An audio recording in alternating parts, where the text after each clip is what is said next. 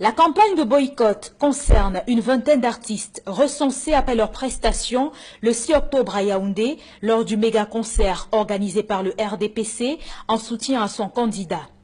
Parmi les noms qui circulent sur les réseaux sociaux, ceux de Coco Ajonté, Grace Deka, Catino, Nicole Mara, Mathématiques de Petit Pays, Manibela, Saint-Bruno, entre autres. Ils sont touchés par la censure de la diaspora camerounaise.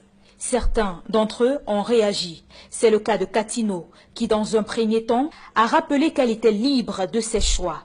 Elle a précisé dans un post sur Facebook que ses chansons ont été interdites de diffusion dans certains médias pendant 10 ans sans que cela n'ait un impact sur sa carrière. La femme du peuple, dans une autre sortie, s'en est pris au professeur Maurice Kamto, qu'elle a sommé de réagir, de prendre position et de condamner avec la dernière énergie les listes dressées selon elle par les partisans du MRC.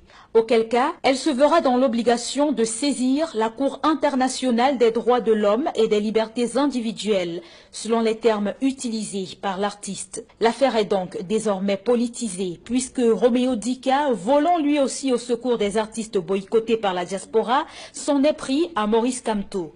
Dans un communiqué rendu public par le syndicat camerounais des musiciens, dont il est le président, il invite Maurice Kamto à réagir face aux attaques lancées par ses partisans vis-à-vis des artistes. Dans cette bataille, les Camerounais sont partagés.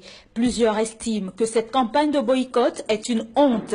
Selon eux, les artistes sont libres de prester où bon leur semble. Et donc, personne, encore moins la diaspora, n'a le droit d'interdire quoi que ce soit à qui que ce soit. Au cœur de cette histoire, plusieurs s'offusquent aussi du fait que le nom du professeur Maurice Kamto soit cité. L'initiative de l'avis de plusieurs internautes a été prise par la diaspora camerounaise et elle n'engage en rien le candidat du MRC à la dernière élection présidentielle. Cette campagne de boycott a été lancée il y a quelques jours sur les réseaux sociaux et les premières sanctions seraient même déjà tombées. Le concert de Grace Deka, prévu à Bruxelles, aurait été annulé, tout comme celui de Coco Ajonté en Allemagne, prévu le 3 novembre.